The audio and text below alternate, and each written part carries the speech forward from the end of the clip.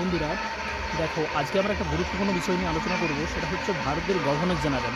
আমরা দেখেছি ব্রিটিশ ভারতে প্রথমে বাংলার গভর্নর, বাংলার গভর্নর থেকে বাংলার গভর্নর জেনারেল, তারপরে আসছে ভারতের গভর্নর জেনারেল। এরপরে দেখব আমরা যে ভাইসরয়, অর্থাৎ ভারতের ভাইসর পদের সৃষ্টি হবে। তো আমাদের আজকে মূল বিষয় হচ্ছে যে ভারতের গভর্নর জেনারেল। দেখো ভারতের মোট 7জন গভর্নর জেনারেল ছিলেন।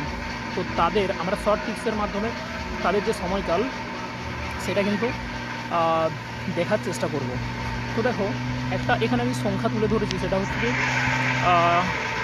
তোমাদের 21,62,482। এর মাধ্যমে আমরা এই ভারতের গভর্নর জেনারেল সম্পর্কে কিন্তু সহজেই মনে রাখতে পারি। সেটা কীভাবে? দেখো ভারতের প্রথম গভর্নর জেনারেল ছিলেন লর্ড উইলিয়াম বেন্টিং। এই লর্ড উইলিয়াম বেন্টিংয়ের সময়কাল হচ্ছে 1833 থেকে 35। তার মানে আমরা 33 থেকে কত যোগ করছি? 2।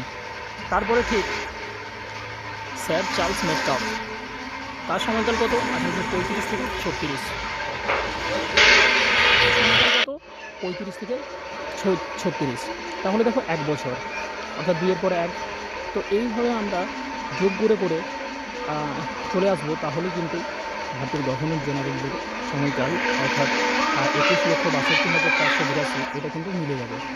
এরপরে আমরা দেখব যে এই ভারতের গভর্নর জেনারেলদের নামগুলি কীভাবে মনে রাখা যায়, সেইটি নিয়ে এরপরে আমরা আলোচনা করব। তখন নামগুলি মনে রাখার জন্য আমাদের একটা আমরা শর্ট টিপস প্রয়োগ করব। সেটা হচ্ছে কি BMAAHDC। আবার বলছি BMAAHDC। BMAAHDC সেটা কি?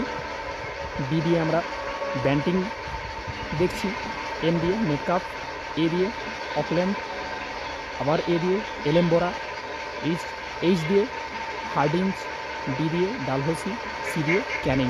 তো এইভাবে আমরা সহজেই শর্ট টিপসের মাধ্যমে কিন্তু এই ভারতের গভর্নর জেনারেলদের নাম খুব সহজেই মনে রাখতে পারি। তো